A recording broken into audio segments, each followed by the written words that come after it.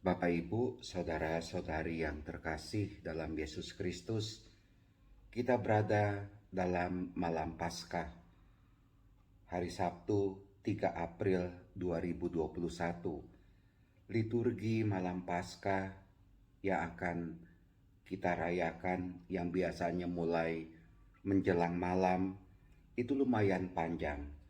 Ada upacara cahaya, bacaannya juga lumayan banyak, ditambah lagi dengan adanya pembaharuan janji baptis.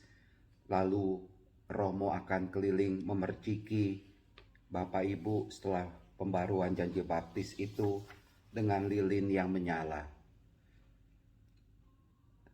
Kadangkala juga ya mungkin karena dalam masa pandemi ini ya, misalnya tidak terlalu panjang, biasanya malam Paskah itu ada baptisan.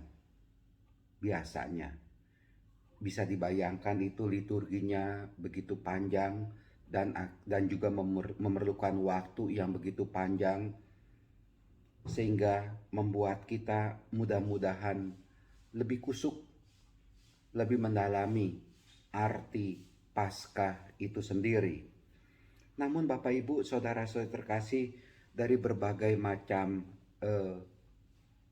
panjangnya upacara liturgi pada malam Paskah, saya hanya mau mengajak Bapak Ibu untuk bisa melihat salah satu yang penting adalah pembaharuan janji baptis.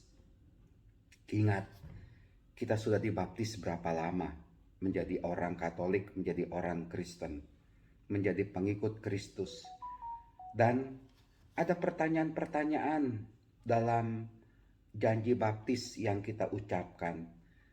Dan mudah-mudahan janji baptis itu bukan sekedar janji, tapi bisa kita nyatakan dalam hidup kita ini, supaya kita sungguh-sungguh bisa merayakan Paskah.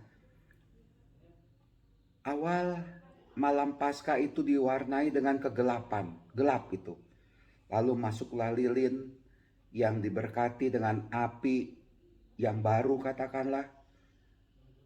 Itu ada tanda bahwa bagi kita sekalian, bahwa dalam gelapnya hidup kita yang diwarnai, dikuasai oleh dosa, tetap ada cahaya Kristus yang membantu, menolong, menguatkan kita sekalian.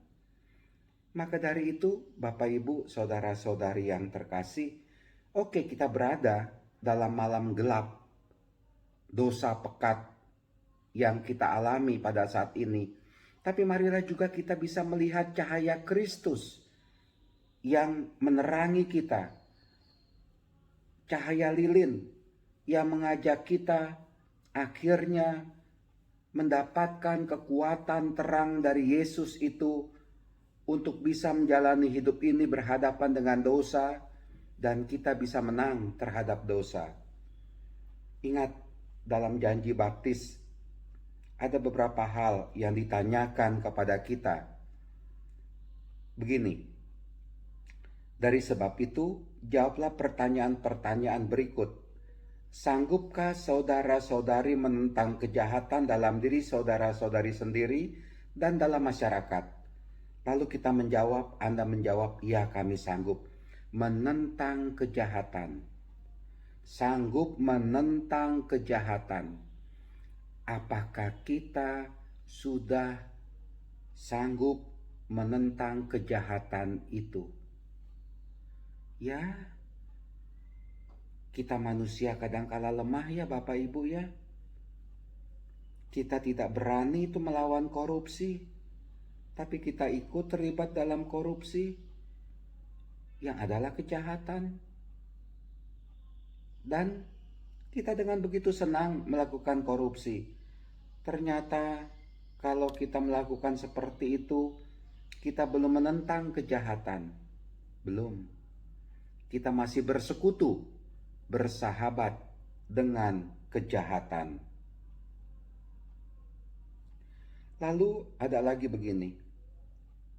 Sanggupkah saudara-saudari menolak godaan-godaan setan dalam bentuk tahayul, perjudian, dan hiburan yang tidak sehat? Lalu kita menjawab, ya kami sanggup perjudian. Bapak Ibu, mudah-mudahan ya di satu pihak judi itu sudah dilarang oleh negara di Indonesia ini. Tetapi banyak sekali itu ya. Ada juga itu orang yang main judi online, atau ya Bapak Ibu tahu sendirilah, permainan judi masih banyak itu. Sembunyi-sembunyi judi gelap, ilegal. Itulah dia. Kadangkala kita lakukan itu. Hiburan yang tidak sehat. Ya, kita terlibat itu dalam hiburan yang tidak sehat. Tanda kutip jajan sembarangan. Bukan jajannya untuk makan ya. Melampiaskan hawa nafsu sembarangan. Tidak mengindahkan, tidak menyucikan hubungan seks, katakanlah. Melakukan dengan begitu bebas dengan siapa saja. Melakukan hubungan seks sebelum menikah. Ini saya pikir hiburan yang tidak sehat. Tahayul. Ya, tahayul. Berapa banyak orang Katolik yang masih punya jimat? Berapa banyak orang Katolik yang masih tanya-tanya tanggal yang bagus, jam yang bagus? Banyak itu. Ya, silakan kita refleksikan sendiri, ya. Lalu pertanyaan lagi, sanggupkah saudara-saudari berjuang melawan segala tindakan dan kebiasaan tidak adil dan tidak jujur dan yang melanggar hak-hak asasi manusia? Tidak adil dalam rumah, tidak jujur dalam rumah, punya TTM, punya selingkuhan, suka berbohong. Ya itulah dia, berbagai macam ketidakadilan, berat sebelah, pilih kasih. Ya itulah dia yang terjadi. Melanggar hak-hak asasi manusia, tidak memberi hak yang sewajarnya untuk karyawan, untuk pembantu katakanlah. Ya itulah dia yang terjadi. Mari kita refleksikan ini. Pembaharuan janji baptis yang malam nanti akan kita ucapkan, baik dalam misa offline atau online. Mari kita perbaharui diri kita ini, supaya Paskah itu bukan sekedar ritual, tapi ada makna yang begitu indah dari Paskah, kebangkitan. Siapa? Yesus. Cukup kita juga. Bapak Ibu, saudara-saudari terkasih, ini yang mau saya sampaikan. Selamat merenungkan makna kebangkitan. Sekali lagi, mari kita renungkan juga makna pembaptisan. Lihat bagaimana itu janji baptis yang kita ucapkan sebagai janji bisa kita lakukan. Tuhan memberkati, Tuhan melindungi kita sekalian. Amin.